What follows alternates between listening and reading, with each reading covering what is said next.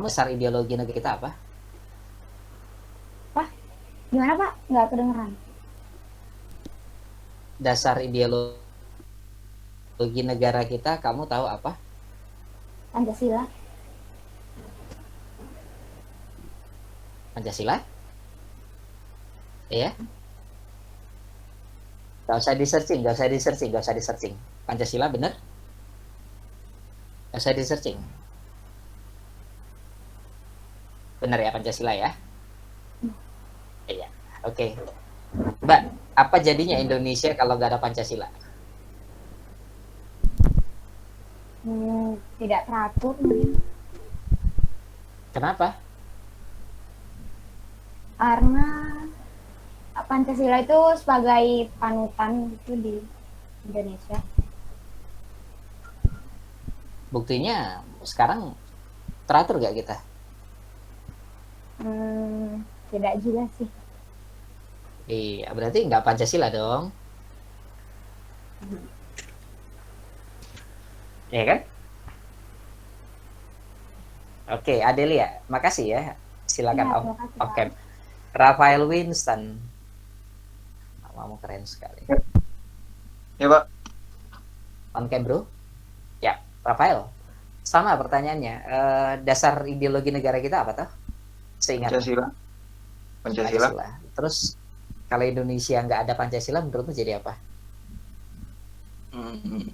Nggak ada, dasarnya. Ya, akibatnya apa kalau negara nggak ada dasarnya? Boleh imajinatif ya. Boleh imajinatif. Itu aja nggak ada salah benar. Gimana? Maksudnya negaranya nggak bisa di, mungkin hanya sekumpulan orang, bukan negara. Jadi tanpa Pancasila bisa jadi kita nggak jadi negara gitu ya. Ya Pak. Terus jadi apa dong? Ya cuman kumpulan manusia. Iya, apa disebutnya? Komunitas gitu kah? Hanya komunitas gitu atau? Ini maksudnya mencakup cuman Pancasila Pak, atau Indonesia, intinya Indonesia. Indonesia? Kita lagi ngomongin Indonesia, iya. Ya kalau komunitas ya kan dasarnya komunitas bukan Pancasila. Ya, tadi kan kamu sebut kalau tidak ada Pancasila tidak ada negara. Ya. Lalu kalau tidak ada negara, yang ada apa? Yang ada adalah Cuman kamu bilang sekumpulan kumpulan manusia. Nah, kumpulan manusia itu disebut apa toh? Itu paling kecil apa sih gitu? Kan nggak bisa kan cuma disebut kumpulan manusia toh? Apa kelompok sosial kah atau apakah gitu? Ya mungkin semacam itu Pak. Oh gitu. Oke, sip. Makasih Rafael.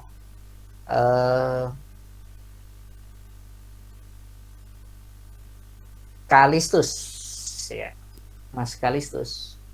Ya Pak. Ya, sama Mas. Kalau Indonesia tanpa Pancasila menurutmu apa paling ekstrimnya nih? Hancur Pak. Hancur. Kenapa bisa gitu bro? Mungkin ya karena orang udah nggak ada apa ya, kayak dasar negaranya, dasar bernegaranya udah hilang Pak.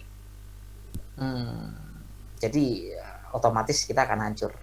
Bentuknya apa tuh? Bentuknya apa Mas? Hancurnya? Rusuh mungkin Pak. Oh, indikatornya kerusuhan ya? Iya. Indonesia nggak ada kerusuhan kah? Sekarang? Ada Pak. Berarti Pancasilanya? Ada, cuma kayaknya nggak apa ya, masih di masyarakatnya udah mulai hilang Pak.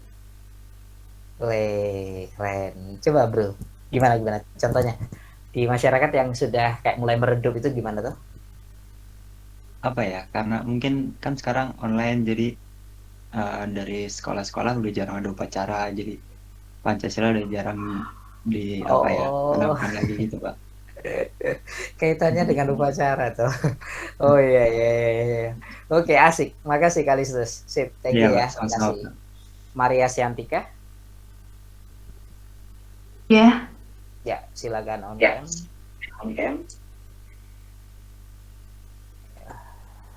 Maria sama. Menurutmu? Kok dia storing ya? Kamu ada dengan temanmu kah yang lagi online sekarang barengan?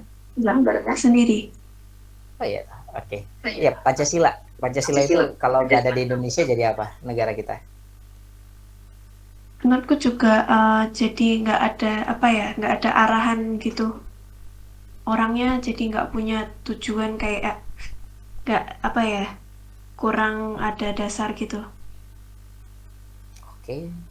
Terus apa bentuk yang paling parah kalau Kalistus tadi kan ngomong kerusuhan. Kalau dirimu? Itu juga bisa. Terus mungkin juga jadi sifat orang tuh asal-asalan gitu, nggak punya pendirian lakuin hal-hal yang mungkin nggak baik gitu.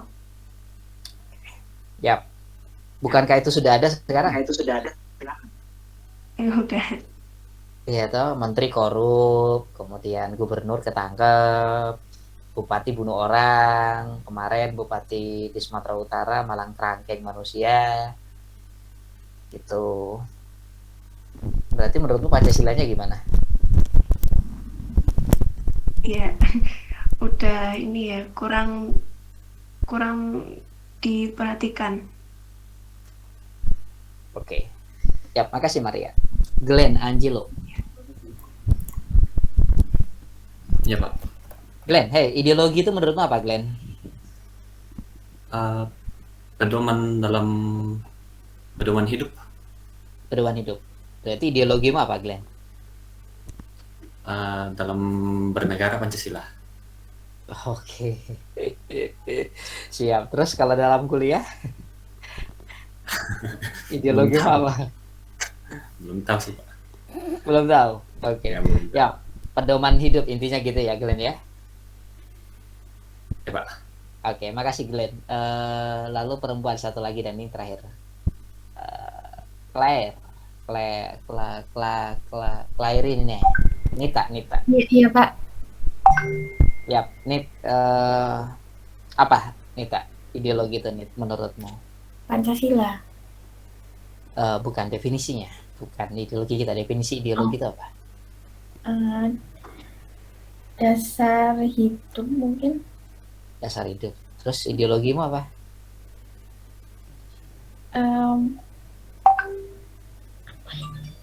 Pancasila. Jawab aja, nggak apa-apa, nggak ada salah benar kok. Apa?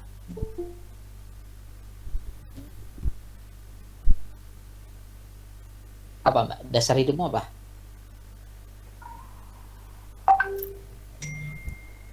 Alkitab mungkin. Astaga, iya nggak apa-apa tapi nggak apa-apa, asik deh. Terus kalau kamu nggak ada Alkitab berarti nggak hidup gitu kah? Iya, tetap hidup. Nah, terus Alkitabnya bisa nggak diganti dengan Naruto gitu, bisa nggak? Bisa mungkin. Iya, terus berarti dasar hidupmu apa? Naruto? Enggak. Oh enggak. Oke, ya. Ya, oke. Makasih teman-teman semua. Clarin kau boleh matikan kamera.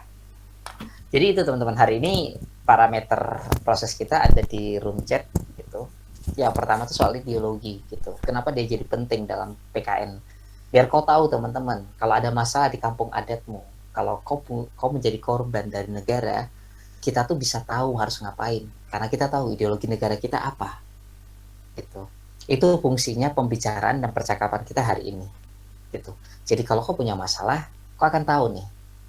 Aku tuh menjadi subjek hukum yang seperti apa karena negaraku tuh punya ideologi gitu. Itu fungsinya untuk pembelajaran hari ini. Yang pertama aku mulai dengan ideologi gitu. Sekarang kalau kita mau kilas balik, negara itu kan kumpulan manusia, betul? Seperti kata Rafael tadi ya. Sekarang kumpulan manusia, dia berkumpul. Kemudian kalau misalnya kumpulan manusia ini sebut katakanlah Batak begitu, lalu ada Dayak, kemudian ada Bali, lalu katakan ada Asmat. Gitu.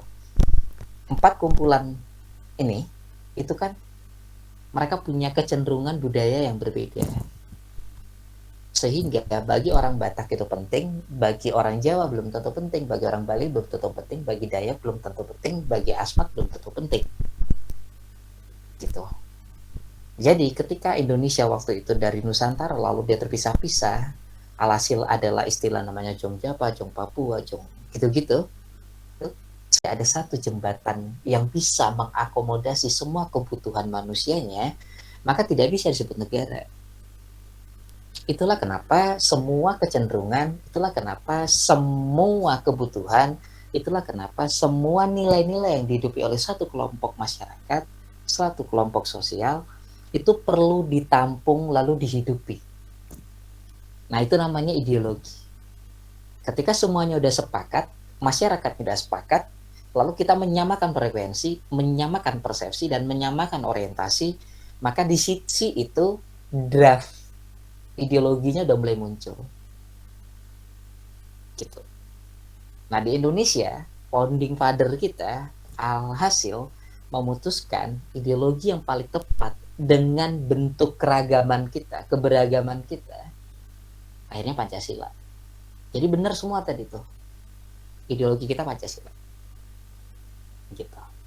Lalu pertanyaannya adalah, penting nggak ideologi? Kalian udah jawab juga tadi. Ya penting, dia sebagai dasar dan tujuan akhir. Ya, negara kita ini bisa kita proyeksi, bisa kita nilai, bisa kita evaluasi dari dasarnya dan hasil akhirnya. Kalau dia nggak cocok, berarti kita lagi negaranya kacau. Walaupun tidak ada kerusuhan, Kalistus, tapi negaranya lagi kacau. Gitu.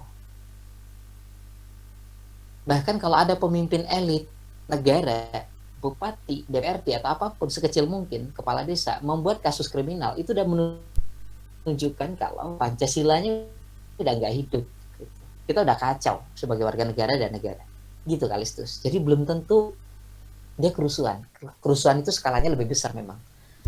Tapi kalau ada satu aparat itu menjadi keparat, pada saat itu sebenarnya Pancasila kita lagi goyang tuh.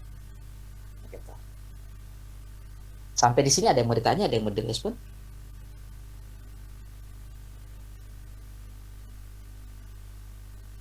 Tidak ya? Oke. Leo, tadi catatanmu tolong di-share di room chat kita ya, sama WA group ya. Iya, Pak. Oke, sip. Yap. Ada yang mau direspon, ada yang mau ditanya? Jadi, ideologi itu adalah seperangkat pengetahuan, seperangkat keinginan, dan seperangkat nilai-nilai yang disepakati oleh semua masyarakat. Itu ideologi. Jadi kalau kau ngerasa agamamu paling benar, itu boleh kalau kau ngomongnya di kamar atau di rumahmu. Tapi ketika kau ngomong itu di ruang publik, dia sudah tidak cocok dengan kesepakatan masyarakat kita bahwa sila satu itu bukan Yesus yang Maha Esa, gitu. Bukan Muhammad yang Esa, tapi ketuhanan yang Maha Esa. Itu seperangkat nilai yang kita sepakati. Jadi kalau kau pengen membuat nilai baru, berarti kau tidak sejalan dengan ideologi negara. Gitu. Sama juga, sila kedua misalnya, kemanusiaan yang adil dan beradab. Kita lihat apa yang dilakukan oleh Bupati di Sumatera Utara. Itu melangkahi itu. Jadi bisa kita katakan, manusia itu tidak berideologi tuh. Dia kacau tuh, tidak hanya sebagai negara, sebagai manusia juga kacau tuh. Jadi kalau ada bupatimu, kemudian tiba-tiba tuh di kampungnya Glenn, lalu dia ngabisin kampung adat, itu memang harus dilawan. Karena ideologi negara kita memutuskan untuk negara harus hadir. Negara itu harus ada, negara itu harus melindungi. Negara itu dibuat untuk memenuhi ekspektasi, kebutuhan, dan keinginan masyarakat yang disepakati secara kolektif atau bersama-sama. Gitu. Sampai di sini ada yang mau ditanya? Itu ideologi.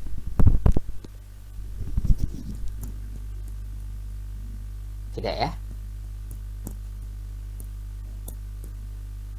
Oke, kalau tidak aku tes deh gitu.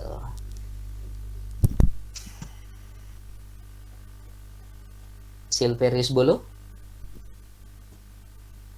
Saya, Pak. Mas, apa Mas? Ideologi itu Mas?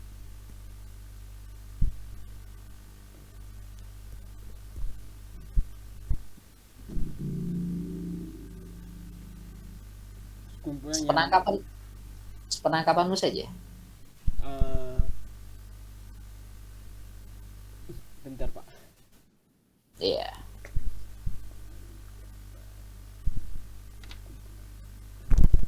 nggak perlu di searching ya, Iya, karena Pak. penjelasanku Iya, tuh rangkuman. Pak.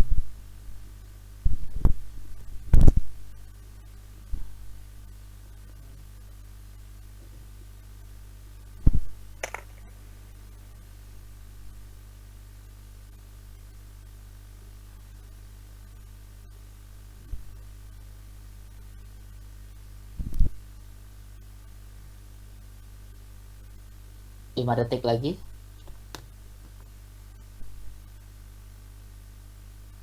5, 4, 3. Sebagai sarana persatuan. Kenapa bisa menjawab begitu? Karena satu ideologi manusia, ideologi negara kan Pancasila. Jadi jadi kenapa ada dibentukkan sebagai persatuan? Karena tujuannya untuk mencapai cita-cita bangsa. Oke. Iya, makasih Silverius. Iya, Pak.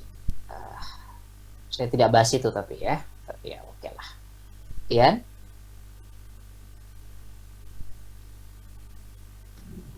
Tian? Saya, Pak. Iya, Tian. Jadi ideologi itu apa, Tian? Seperangkat pengetahuan, nilai-nilai yang disepakati oleh masyarakat untuk dijadikan dasar dan tujuan akhir dalam bernegara. Oke, sip. Kau paham nggak itu, Tian? Ya, lumayan. Oke. Jadi kalau misalnya Dian jadi bupati, kau akan melakukan apa?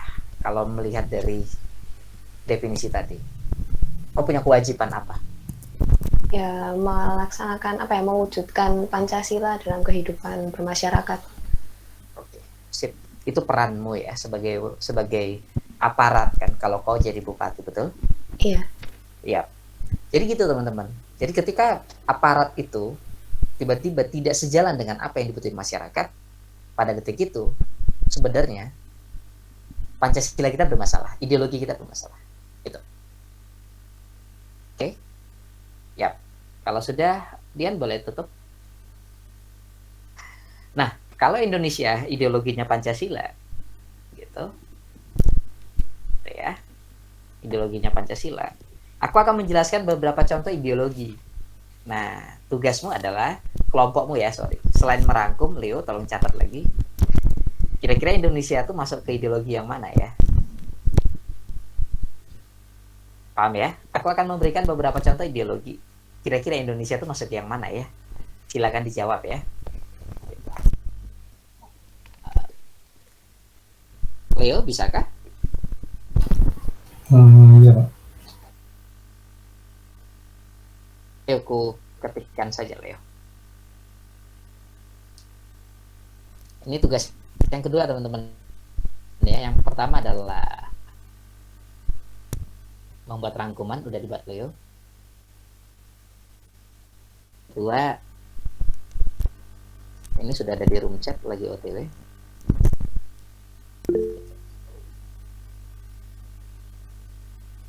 Biar ada analisisnya ya. Ya, oke. Ada pertanyaan sebelum saya yang lanjut, teman-teman? 20 menit lagi. Kalau bingung, di-share. Kalau ada yang nggak setuju, bagikan. Boleh kok. Kelas Merdeka kok. Gitu. Udah? Oke, kalau tidak, aku mulai dongeng ya. Silakan kalau ada yang tidak paham, ada kurang jelas soal intonasi dan kejelasan suara, langsung diintervensi, teman. Garis besar ideologi negara-negara itu banyak. Kenapa? Karena kebutuhan dan corak masyarakatnya itu beda-beda. Kultur yang menghidupi, kebudayaan yang hidup, capaian mereka soal manusia yang paling penting itu apa gitu. Itu beda-beda. Itulah kenapa ideologi itu jadi macam-macam. Gitu. Warna-warni gitu. Apakah ideologi Pancasila terbaik? Tidak ada ideologi terbaik. Gitu. Ideologi itu kontekstual. Gitu. Nanti akan kuceritakan. Salah satu contoh yang kontekstual itu adalah Cina. Gitu. Cina itu negara yang akhirnya dia tidak menggunakan ideologi secara kaku. Gitu. Secara kehidupan berbangsa dan bernegara, Cina itu komunis. Itu ideologinya. Tapi secara kekuatan ekonomi, dia itu liberal. Nah, itu yang dimaksud dengan kontekstual. Ketika pemimpin negara yang melihat ideologi kita ini tidak bisa dihilangkan, tapi kita bisa adopsi ideologi baru untuk nyetelin di kanal ini, untuk ngidupin di ini, karena kebutuhan masyarakat kita udah kesini. Nah, itulah kenapa ideologi itu harus kontekstual. Gitu. Oke. Kalau dibagi di negara-negara, ideologi itu ada dua. Yang pertama adalah ideologi berbasis agama. Jadi semua perangkat pengetahuan, semua perangkat hukum, semua perangkat nilai sumbernya agama. Oh ya, makanya disebut dengan negara agamis. Gitu. Indonesia masuk ke sini? Tidak. Kita tidak masuk ke situ. Itulah kenapa aku stres. Kenapa tiba-tiba anak TI percakapannya agama gitu. Kita tuh nggak negara agamis. Gitu. Kita tuh negara Pancasilais. Tidak ada kita negara agamis. Kalau kau hidup di Irak, Iran, Arab Saudi, gitu, Pakistan, nah boleh. Karena itu agamis. Mereka adalah negara-negara yang ideologinya itu didasarkan oleh teks agama. Pemaknaan terhadap agama. Gitu. Itulah kenapa di negara-negara ini seyogianya konfliknya itu pasti konflik agama. Gitu. Terakhir teman-teman kalau lihat ada konflik ya yang digoreng, kalau ada yang ngikutin loh. Aku nanya dulu lah, ngikutin nggak ya kira-kira Stefaron ngikutin nggak berita? Di India terjadi apa, Stefaron, sekarang? 2 hari ini di India kenapa? Stefaron ngikutin nggak? Mana tahu di medsos kalian ada yang lihat. Kurang tahu, Pak. Kurang. Jadi di India itu, Stefaron, sekarang sudah terjadi bullying, bahkan merujuk kekerasan fisik kepada perempuan-perempuan yang sekolahnya tuh pakai hijab. Jadi mereka disiram air, mereka diintimidasi sampai ada yang teriak-teriak, kemudian kalau mereka jalan diteriaki gitu. Itu di India. Gitu. Teman-teman silakan cek ya, itu lagi viral gitu. Makasih Stefan, kau boleh off cam. Itu ideologi yang pertama. Gitu. Ideologi yang kedua adalah disebut dengan ideologi sekuler. Berbeda ya dengan agamis. Sekuler artinya ada dui fungsi negara, ada 2 gitu. Sekuler itu merasa bahwa agama itu bukan urusan negara. Agama itu urusan kelompok agama. Negara dan sifat-sifat duniawian itu yang diurus oleh negara. Itu sekuler. Makanya di negara-negara ini KTP-nya itu nggak ada kok Kristen atau Islam, karena itu private. Tidak akan disenggol. Gitu. Kalau misalnya kau buat agama baru disahkan oleh negara ini, maka negaranya akan membuat tempat ibadah. Nggak akan pernah ribut. Gitu. Sehingga undang-undang yang berlaku, relasi sosial yang berlaku, semua konsepnya adalah soal bagaimana kita sejahtera bersama. Nggak ada agama-agamanya. Kalau kau mau ngomongin agama, di tempat ibadah atau di rumah. Jangan di ruang publik. Karena ruang publik itu urusan negara. Itu namanya sekuler.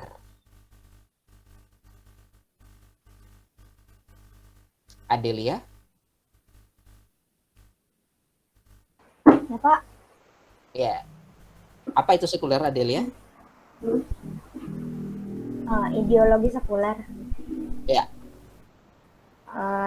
Ideologi sekuler itu negara yang merasa bahwa agama bukan urusan negara. Ya, betul. Oke. Gabriel bisa menambahkan? Makasih Adelia. Gabriel bisa menambahkan? Ya, kalau soal sekuler tadi, itu dia KTP nggak ada agamanya. Kayak, ya urusan-urusan negara lah. Untuk urusan yang negara agama, urusan agama, petinggi-petinggi agama gitu. Itu sih. Oke, makasih Gabriel, benar. Gitu. Kenapa di KTP nggak ada? Karena KTP itu adalah produk negara. Sehingga nggak penting juga. Makanya kalau kau ke Perancis atau ke Jerman, Gabriel, tiba-tiba aku tanya, agamamu apa? Oh, itu nyakitin. lucu, bagi mereka tuh lucu, pertanyaan yang nggak masuk akal, gitu. Karena memang bukan itu urusan mereka, gitu. Ya, makasih Gabriel. Ya. Sampai di sini ada yang mau ditanya teman-teman? Tidak? Oke, kalau tidak, sekarang teman-teman, ideologi sekuler itu terpecah menjadi 3 secara garis besar ideologi. Jadi agamis tetap agamis, tapi yang sekuler dia ada 3. Ada namanya konsep ideologi liberal. Biar kau tahu nih, kita tuh kacaunya di mana nih. Jadi Kalistus nanti kita bisa debat gitu. Akhirnya, oh iya ya, kenapa Indonesia itu sebenarnya udah masuk dalam kategori kacau gitu. Ada namanya liberal. Ada nama yang kedua ideologi sosialis. Lalu yang ketiga itu komunis. Semoga selesai 10 menit ya. Karena tadi nunggu open cam lama gitu. Oke. Ada yang namanya negara liberal. Ideologi liberal, ideologi sosialis, dan ideologi komunis. Gitu. Aku akan mulai dengan liberal. Ideologi liberal itu dasar berpikirnya bahwa manusia itu adalah individu yang bebas, yang merdeka. Itu namanya individualistik. Bagi mereka urusan personal itu penting. Itu liberal. Jadi negara punya batasan kalau kau ingin nyentuh private. Gitu. Itu kalau liberal. Sistem ekonomi negara liberal biasanya itu akan menghasilkan yang disebut dengan kapitalisme. Mungkin bahasanya terlalu tinggi bagi beberapa orang, tapi bagi beberapa orang sudah biasa kata itu. Kenapa kapitalisme itu menjadi yang disukai oleh liberal? Karena ideologi liberal mengandaikan Gabriel, Leo, Nimade, Silverius, Bolo itu tuh punya hak yang sama untuk sejahtera, untuk mengakumulasi ekonomi. Disitulah kenapa negara-negara dengan ideologi liberal akan memunculkan kesenjangan ekonomi. Jadi yang kaya-kaya banget gitu. Yang elit itu akan diikuti oleh semua keluarganya gitu. Contoh paling besar itu adalah Amerika. Itu negara paling liberal. Jadi kesenjangan ekonominya tuh ngeri gitu. Bill Gates, Elon gitu, yang Tesla ya gitu. Siapa lagi yang punya Amazon, itu keturunannya itu akan menguasai sektor-sektor ekonomi. Di negara liberal itu boleh. Hasil akhirnya apa? Kalau Glenn itu sebagai buruh, aku sebagai buruh, bisa jadi kami mati gitu. Karena yang kaya itu akan menyedot semua potensi dan kehidupan para buruh. Karena tujuan hidup mereka cuma satu, memperkaya diri semaksimal mungkin. Itulah kenapa di liberal itu tuh ada kesenjangan yang cukup kuat gitu. Sampai di sini ada yang mau ditanya? Tidak? Nah, Indonesia ada di mana? Kalian coba cek 10 orang terkaya di Indonesia. Lalu hubungannya dengan pejabat bagaimana? Lalu coba kau cek nama-nama pejabat kita yang sering muncul di TV. Kau lihat bagaimana kekuasaan perusahaan mereka. Gitu. Padahal Pancasila menyebutnya adalah keadilan sosial bagi seluruh rakyat Indonesia. Bukan keadilan sosial bagi seluruh elit dan perusahaan. Bukan ke situ. Untuk yang liberal, ada yang bertanya. Nilai plusnya, kalau kau hadir dalam bentuk perusahaan kaya, keluargamu bisa bertahan 10 keturunan. Karena kapitalisme tadi, yang kaya akan makin kaya. Kalau sudah hari-hari buruh gitu. Karena di sana kesenjangan cukup kuat. Buruh minum obat yang harga 100 perak, tapi pengusahanya minum obat yang harganya 1 miliar gitu. Yang orang kayanya bingung bagaimana menghiasi emas di rumahnya, tapi di sektor buruh bingung mau makan apa. Nah, negara-negara liberal itu akan kelihatan kesenjangannya. Makanya Soekarno nggak mau Indonesia masuk liberal. Makanya Muhammad Hatta mengatakan Indonesia tidak cocok dengan sistem perbankan. Indonesia itu harus koperasi. Gitu. Makanya disebut Bapak Koperasi. Sampai sini ada yang mau ditanya? Tidak? Tidak ada ya? Tidak. Beda. Lalu yang kedua, muncul yang namanya ideologi yang kedua. Dipelopori oleh tokoh namanya Karl Marx. Ini tokoh yang dibenci oleh Soeharto. Makanya ajaran Karl Marx itu nggak boleh diajarin di Indonesia. Karena kalau diajarin, kok akan jadi cerdas sebagai warga negara. Gitu. Karena Soeharto pengennya kita bodoh. Karena tadi Soeharto pengen semua keluarganya adalah orang yang paling kaya. Gitu. Oke. Nama ideologinya adalah sosialisme. Konsepnya gimana? Konsepnya manusia itu dari lahir dia adalah komunal. Kita tuh kolektif. Jadi nggak boleh ada yang punya kekayaan 1 miliar tapi yang lain itu punya utang 1 miliar. Nggak bisa. Keadilan sosialnya nggak ada. Makanya disebut sosialisme. Kemakmuran itu harus semaksimal mungkin disetarakan ke seluruh manusia yang ada di negara itu. Negara-negara ini teman-teman rata-rata itu negara-negara yang punya akses pendidikan yang tepat, kualitas kesejahteraan yang setara. Ya mungkin tidak setara banget, tapi nggak kesenjangannya nggak setinggi yang liberal. Gitu. Itu sosialis. Sosialisme ini biasanya ekonominya itu mengarah kepada kolektif, tidak pribadi kayak yang liberal. Gitu. Tidak pribadi. Itulah kenapa negara-negara sosialis biasanya pajaknya tinggi kawan-kawan. Kayak di Swedia, Norwegia tuh, kalau misalnya Glenn gajimu 10 juta, maka 8 juta kau store ke negara. Tabunganmu cuma 2 juta. Gitu. Lalu digunakan untuk apa? Kau tidak akan ketemu aspal yang bolong. Karena 8 jutamu udah kau kirim ke negara. Negara akan urus itu dan mengembalikan itu ke kau dalam bentuk apa? Kau tidak akan kesulitan air minum. Dimanapun kau ada akses air minum. Bersih.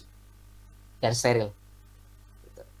Kalau kau batuk, kau tinggal milih rumah sakit mana yang paling dekat, karena tidak ada rumah sakit favorit. Semua fasilitas kesehatan sama standarnya. Gitu. Pendidikan, tidak akan ada anakmu yang tidak akan mendapatkan layanan pendidikan. Gitu. Itu sosialis. Nah, negara-negara yang sosialis itu Swedia, Norwegia, di Skandinavia lah. Itu negara-negara yang makmur tuh, Denmark, gitu. Yang gitu-gitu, itu sosialis. Indonesia pernah nggak mau ke sini? Pernah. Soekarno pernah pengen Indonesia begitu, tapi ternyata beliau ditumbangkan, gitu. Beliau ditumbangkan. Ada yang mau ditanya soal sosialisme? Saya mau tanya, Pak. Silakan, Stefaron. Sosialis tadi kan kata Pak Indra, yang disebut Pak Indra tadi kan ya tentang kemakmuran yang harus disetarakan di negara itu. Terus kalau sisi negatifnya dari sosialis apa, Pak? Sisi negatifnya itu sosialisme itu dianggap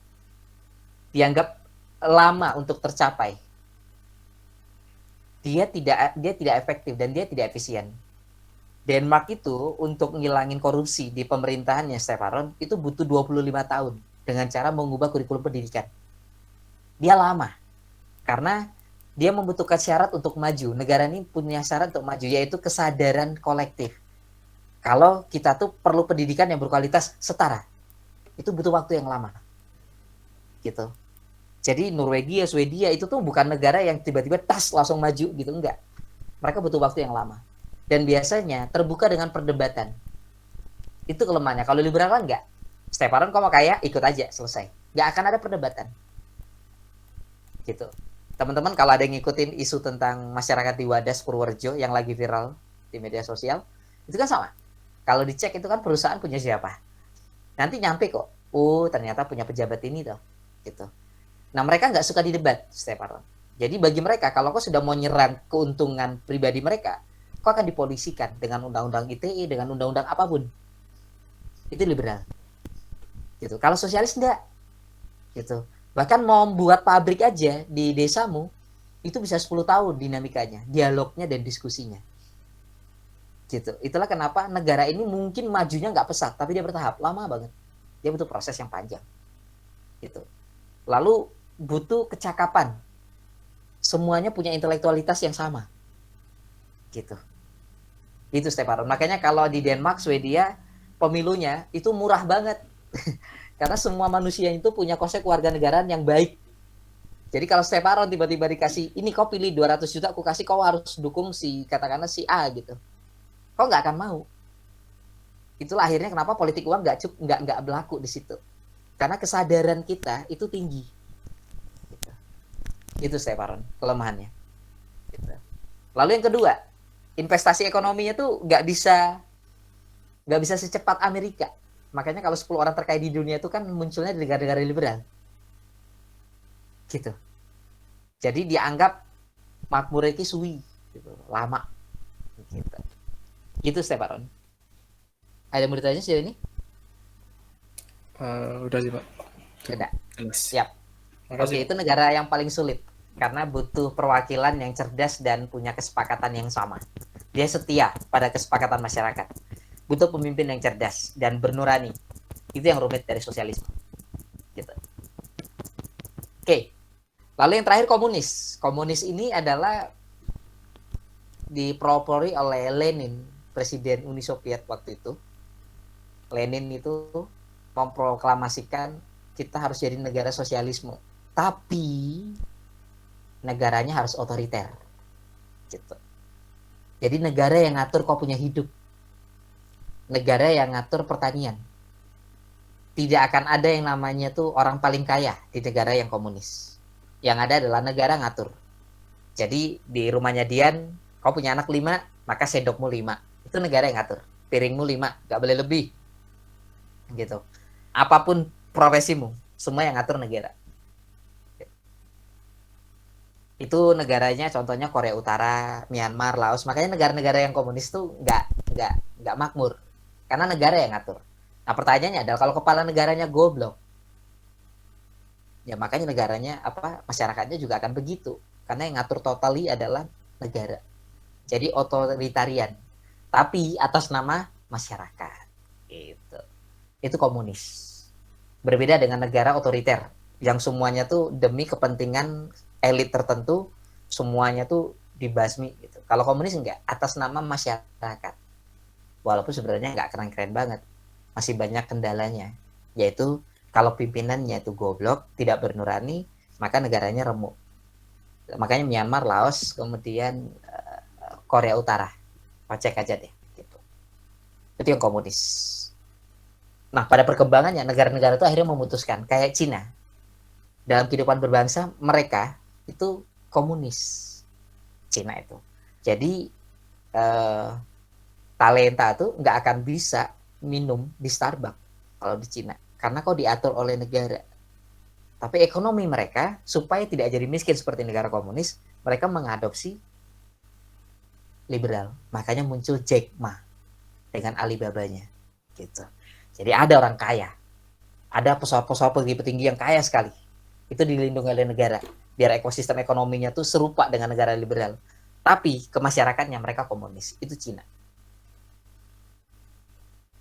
3 itu ada yang mau ditanya teman-teman?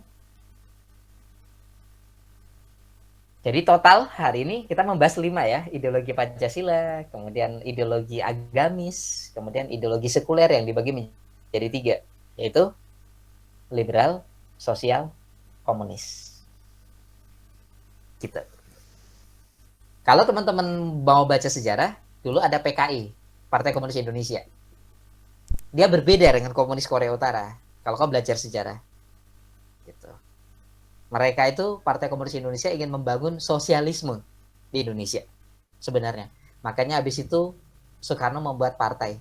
Gitu. PSI. Beda dengan PSI yang sekarang ya. Tapi PSI. Partai Sosial Indonesia. Itu sosialisme. Gitu. Karena PKI udah dibunuh duluan. Harusnya PKI yang membuat itu jadi sosialisme. Gitu. Namanya salah. Tadi kan Bapak bilang Soekarno itu ingin memakai ideologi sosialisme di Indonesia, tapi Soekarno itu ditumbangkan. Nah, alasan ditumbangkannya itu tadi karena apa sih, Pak? Karena Soeharto ingin membuat liberal. Karena Amerika ingin Indonesia menjadi kaki tangannya. Lalu menggunakan Soeharto untuk menggulingkan, mengkudeta Soekarno supaya mazhab kita berubah dari Pancasila sosialis tiba-tiba menjadi kapitalis. Itulah kenapa Soeharto dianggap negara bapak pembangunan. Yang kita lupa, Soeharto punya utang terbesar karena investasi itu adalah utang. Nah, kapitalisme tuh senang ngasih utang. Jadi negara-negara kita tuh, makanya kita utang ke Amerika berapa ribu triliun, utang kita masih banyak. Nah, negara-negara kapital tuh gitu, Octavianus. Kau butuh bantuan? Oke. Kau butuh vaksin? Ku kasih. Ingat, ini utang. Gitu. Jadi kalau ada dibilang, kita mendapatkan bantuan dari Cina sekian juta vaksin, omong kosong. Itu pasti harus dibayar. Pasti dibayar. Nah, kapital itu selalu menang. Yang punya modal, pemenang. Nah, Soeharto ingin membangun itu dulu. Makanya kalau kau lihat keluarga Soeharto, semuanya kaya. Gitu. Bahkan kalau kau cek sekarang, 10 orang terkaya di Indonesia, itu pasti ada hubungannya dengan Soeharto. Gitu. Nah, Soekarno ingin membuat Indonesia berubah. Gitu. Makanya Pancasila itu adalah konsep paling otentik yang ada di dunia, yang coraknya itu sosialis. Makanya teman-teman, pasal kelima itu paling penting, keadilan sosial bagi seluruh rakyat Indonesia. Itu sosialis. Indonesia tidak agamis, Indonesia tidak liberal. Gitu. Sampai di sini jelas, Octavia? Jelas, Pak. Terima kasih. Kapan-kapan kalau kau mau belajar sejarah, baca-baca, ngobrol, kita diskusi boleh. Baik, Pak. Gitu ya. Ada lagi teman-teman yang mau ditanya sebelum saya akhiri? Clear semua ya? Ya, kalau clear aku minta tolong Apvia Normalita bisa buka kamera.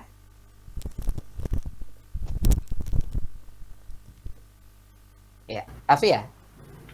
Iya, Pak. Menurutmu yang keren ideologi mana? Yang kalau menurut saya sosialisme. Kenapa? Karena menjunjung kesetaraan. Tapi ya ada kelemahannya juga sih, Mbak. Kenapa? Tapi ya ada kelemahannya juga. Oke, nggak ada yang sempurna ya, gitu ya. Iya. Kenapa memilihnya lebih ke sana supaya kita makmur bersama kah? Iya. Iya. Oke. Makanya Aprilia, teman-teman, Avia dan teman-teman boleh kocek gaji guru di negara Skandinavia. Skandinavia itu kumpulan negara maju. Norwegia, Swedia, pokoknya ada dia-dianya itu. Denmark gitu. Kocek gaji guru dengan gaji misalnya dia manajer atau CEO, kocek deh. Keren banget. Gaji dokter dengan gaji buruhnya, tukang bersih-bersihnya boleh kocek gitu. Negara-negara sosialis ini, mereka mengatur supaya tidak ada yang sangat dominan, tidak ada yang kiri banget. Keren. Serius gitu. Indonesia punya modal untuk ke sana sebenarnya dengan sistem koperasi. Makanya di koperasi itu kan gak ada pemodal.